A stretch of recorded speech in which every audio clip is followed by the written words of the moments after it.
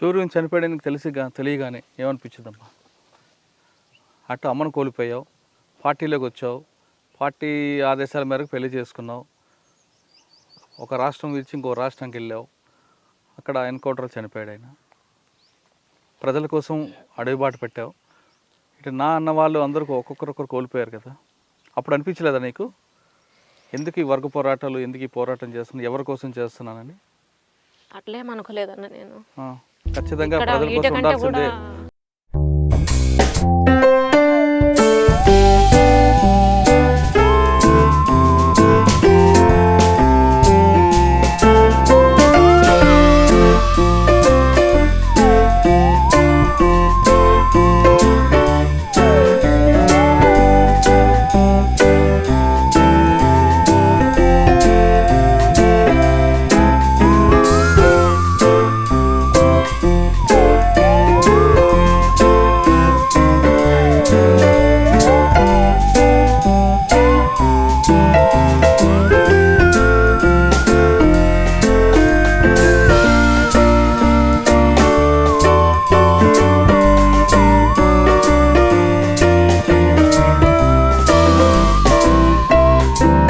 పన్నింటిలో చూసా, బియ్యం ఇస్తే బెల్లం ఇవ్వాలి, బెల్లం ఇస్తే పప్పు ఇవ్వాలి. ఆ వస్తువు మార్పిడి అనేటువంటిది ఉందన్న. సంతల రూపంగా కూడా వీళ్ళు అక్కడ అడవి నుంచి వాళ్ళు అరటిపళ్ళు, పనసపళ్ళు తీసుకొచ్చి, చింతపండు, పసుపులాంటి తీసుకొస్తే ఇక్కడ నుంచి వాడు ఒక కలు సీసా ఇచ్చేవాడు. వస్తువు మార్పిడి అసలు పాత సిస్టమ్ అదే కదన్నా, మన ఊర్లలో కూడా అదే కదా. ఇప్పుడు అదంతా వ్యక్తిగత ఆస్తి, స్వార్థం పెరుగుతున్నది. స్వార్థం పెరిగే కొంది ఇవన్నీ పెరుగుతున్నాయి తప్ప ఇప్పుడు వాళ్ళల్లో ఆ స్వార్థం అనేటువంటిది కనిపించదు. అసలు వీడు బతుకుతున్నాడు అంటే ఇంకొకరు కూలగొట్టాలనేటువంటి ఆలోచన కనిపించదు. వాళ్ళ లేదులేండి, కుట్ర అని ఉండదు. తర్వాత అమ్మ పార్టీ ఇక్కడ నల్లమల్ల నుంచి వెళ్ళిపోయిన తర్వాత సెంట్రల్ కమిటీ వాళ్ళు కానీ, స్టేట్ కమిటీ కానీ, టీకే లేదు యోబీకి వెళ్ళిన తర్వాత తెలుగు వాళ్ళు పెత్తనం ఎక్కువైంది.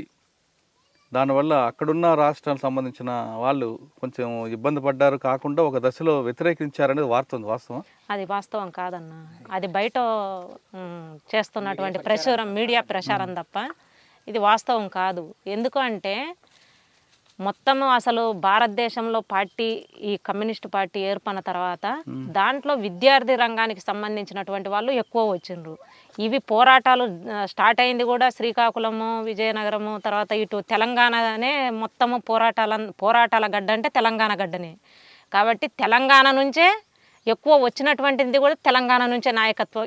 అప్పుడు పార్టీలోకి వచ్చినటువంటిది కూడా పెద్ద పెద్ద చదువులు చదువుకొని కాలేజీలలో.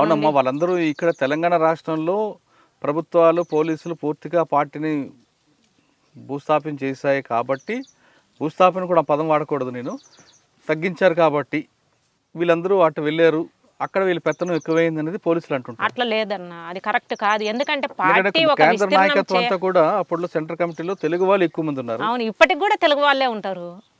ఇప్పటికి కూడా తెలుగు వాళ్ళే. మిగిలినటువంటి క్యాడర్ కూడా ఆదివాసీలు కదా. కాదన్నా, ఇప్పుడు పార్టీ అసలు నిర్మాణం స్టార్ట్ అయింది, పార్టీకి వ్యతిరేకంగా స్టార్ట్ అయింది తెలంగాణలో. పార్టీ పుట్టింది వెస్ట్ బెంగాల్లో. వెస్ట్ బెంగాల్లో పుట్టినా వెస్ట్ బెంగాల్ నుండి ఇక్కడికి రాలేదు కదా. ఇక్కడ స్టార్ట్ అయింది, ఇక్కడ నుండి స్టార్ట్ అయింది. మొత్తం తెలంగాణనే, ప్రతి పోరాటానికి తెలంగాణనే స్టార్ట్ అయింది. తెలంగాణ కన్నా ముందు శ్రీకాకుళం రైతు పోరాటం అమ్మా, దాని తర్వాత తెలంగాణకు వచ్చింది, తెలంగాణ తర్వాత ఇటువైపు వచ్చింది. శ్రీకాకుళంలో స్టార్ట్ అయినా కూడా సంఖ్య ఎక్కువ. మనకు రిక్రూట్ ఎక్కడుంది పార్టీలో? అది లేదన్నా. అలాంటి ఆ మీడియా ప్రచారం అయితే లేదు. ఎందుకంటే ఇప్పుడు చాలామంది ఇప్పుడు ఇంటర్వ్యూలలో చూస్తున్నా, మహిళలను బాగా వేధిస్తారంట కదా అని చెప్పి. అసలు పార్టీలో మహిళలకు సమానత్వం ఇవ్వడం అనే, బయటి సమాజంలో మనం పుట్టి పెరిగిపోయినటువంటి తర్వాత ప్రతి ఒక్కళ్ళలో పితృస్వామ్యం అనేటువంటిది కనిపించింది. కానీ పార్టీలో చాలా విషయాలలో మహిళలకు సపోర్ట్ చేసి మహిళలను డెవలప్ చేసుకోవడానికి, ఉదాహరణకు నా విషయమే, నాకు నిజంగా నేను ఫస్ట్ పార్టీలోకి వచ్చినప్పుడు అలర్ట్ అంటే అనేటువంటి పదానికి నాకు అర్థం తెలియదు. ఎందుకంటే నేను చదువుకోలేదు, ఆ ఇంగ్లీష్ పదం అది నాకు తెలియదు. అది అలర్ట్లుగా సెంట్రీలో నన్ను నిలబెట్టి ఫస్ట్గా నేను దళం లేకపోయినప్పుడు ఒక అన్న చెప్పిండు, ఇక్కడ ఏదో సౌండ్ అయింది, అలర్ట్గా ఉండు అన్నాడు. నేను దానికి చాలా ఫీల్ అయినా, ఈ అన్న నన్ను ఏదో అన్నాడు అని చెప్పేసి. ఎందుకంటే అలాంటి దాన్ని, నేను అలాంటి వాతావరణంలో నుంచి నేను వెళ్ళినటువంటి దాన్ని, అక్షరం ముక్క నాకు రాదు. నేను ఇప్పుడు అన్ని విషయాలు రాయగలుగుతా, అన్ని విషయాలు చెప్పగలుగుతా. వాళ్ళు ఏ ప్రశ్న వేసినా చెప్పగలుగుతాము. పార్టీ డెవలప్మెంటే కదా. అక్కడ కూడా మహిళా దినోత్సవాలు జరుగుతుంటాయి. మహిళా దినోత్సవాలు జరుగుతాయి.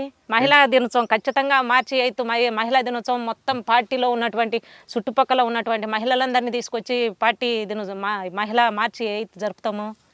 దానికి సంబంధించి ఆ సంవత్సరం అంతా ఏమేమి పోరాటాలు చేసినాము, అసలు మహిళలు ఏమేమి సాధించుకున్నారు అనేటువంటిది చెప్తాము. ఆ ప్రోగ్రాంలలో ట్రైనింగ్ ఇస్తాం, మళ్ళీ ఇంకా ఎట్లా చేయాలి అనేటువంటిది.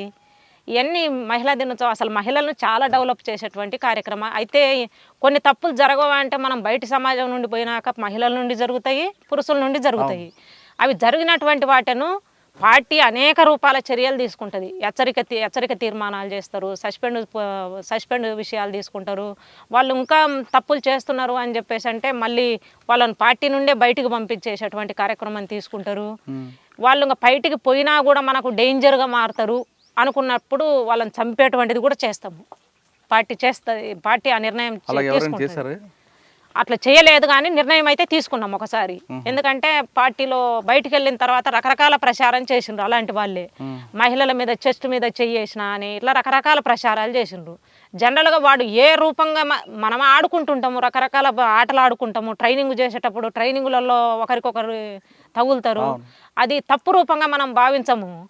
ఇప్పుడు ఒక మహిళ అయినా ఒక పురుషుడైనా వాళ్ళ భావాలను పట్టే కదా. కాబట్టి అట్లాంటి తక్కువ చూస్తారు, ఏదో నైతికంగా వాడుకుంటారంట అనేటువంటిది బయట జరిగేటువంటిది ఇదంతా తప్పన్న. పార్టీలో చాలా క్రమశిక్షణ చర్యలు ఉన్నాయి. వాళ్ళు మహిళలు కావచ్చు, పురుషులు కావచ్చు. మహిళలు కూడా పదే ఆ తప్పు చేసినంటే మహిళలకు కూడా పనిష్మెంట్ ఉంటాయి. సరే, అన్నతో ఎప్పుడు పరిచయం మీకు? అన్నతో 2008 నుండి పరిచయమే. కంపెనీ ఏర్పడిన నుండి. సూర్యం చనిపోయిన తర్వాత మేము ఇంకా కలిసే ఉన్నాము కంపెనీ. విడివిడిగా ఒక్కొక్క ప్లాటును ఒకవైపు వెళ్ళినా అట్లా ఉన్నా కూడా 2012 వరకు 2012 అనేది మొత్తంగా కలిసే ఉన్నాం 2008 నుండి. కాబట్టి 2012లో నేనే ప్రపోజల్ పెట్టిన. శీషి వాళ్ళు నన్ను అడిగినరు ఏమన్నా మ్యారేజ్ 2-3 సార్లు నన్ను అడిగినప్పుడు నేనేం చెప్పలేదు. ఇప్పుడైతే నాకు ఆలోచన ఏం లేదని చెప్పిన. ఇంకా లాస్ట్ టైంలో 2012లో చెప్పా.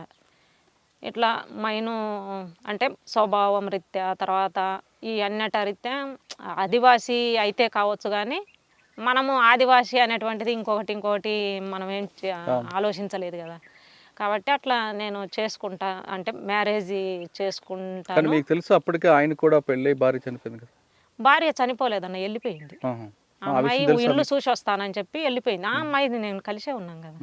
ఆ అమ్మాయి చూసి వస్తానని వెళ్ళిపోయినది. ఆ అమ్మాయి కూడా సూర్యం చనిపోక మేము రాకముందే వెళ్ళిపోయినారు కదా. మేము వీళ్ళని కలవనీకి వెళ్ళకముందే వాళ్ళు ఇల్లు చూసి వస్తామని పోయినారు. తర్వాత మీరు అక్కతో ఉన్నారు. అక్క ప్రపోజల్ తీసుకున్న తర్వాత మీరు ఓకే అన్నారా? అనలేదు, ఓకే అనలేదు. నేను తర్వాత ఆలోచించుకొని చెప్తాను అన్నాడు. అన్న తర్వాత ఆలోచించుకొని మళ్ళీ 2 రోజులు 3 రోజుల తర్వాత చెప్పినాడని చెప్పారు వాళ్ళు. సరే అన్నాడు. కానీ మీరు అగ్రకులం నుండి పుట్టి పెరిగిన వాళ్ళు, మీ స్వభావం వేరు, మరి మైను స్వభావం వేరు, మరి కొన్ని ప్రాబ్లమ్స్ వస్తాయేమో అని చెప్పేసి అన్నారు. కరెక్టేనమ్మా, కరెక్ట్గా మీరే వచ్చారు. ఆయన ఆదివాసి మంచోడు, కానీ తొందరగా మైదాన ప్రాంతం కలిసే స్వభావం కాదు వాళ్ళకి. కానీ ఎలాగా మరి కలిసిండు కదా ఇప్పుడు. కలిసిండు కదా. వాళ్ళకి మైదాన ప్రాంతంలో ఉన్న కుతంత్రాలు వాళ్ళకి తెలియదు, లేవు. ఏదున్నా ముఖం మీద మాట్లాడతారు తప్ప ఏముండదు. మరి అటువంటి వాళ్ళు ఎలా కల్పించుకొచ్చారు అని నేను ప్రపోజల్ పెట్టిన. ప్రపోజల్కి కొన్ని రోజుల తర్వాత ఓకే అని చెప్పాడు. సరే అని చెప్పి మళ్ళీ మీరు మాట్లాడుకోండి అని చెప్పారు. ఇంకా కలిసే ఉంటున్నాం కాబట్టి ఒకరి స్వభావాలు ఒకరికి ఏంటిది అనేటువంటిది అయితే అర్థమవుతుంది కదా. నా స్వభావమే ఏదున్నా ఖచ్చితంగా ముఖాన మాట్లాడుతుంది, గట్టిగా మాట్లాడుతుంది అనేటువంటిది ఆల్రెడీ మైనుకు అది ఉంది. అయితే ఏదైనా మనసులో పెట్టుకోదు, మాట్లాడేస్తుంది అనేటువంటిది అది నాకు బాగానే అనిపించింది అని చెప్పిండు. ఏదైనా పార్టీ ఆదేశాల పెళ్లి చేసుకున్నారు. ఆ పార్టీ ఆదేశాల మేరకే 2012లోనే మ్యారేజ్ చేశారు. సీసీ నెంబర్లు అందరు ఉన్నారు. జంపన్న ఉన్నాడు, దేవిజ్ దాదా ఉన్నాడు, సాకేత్ అన్న ఉన్నాడు.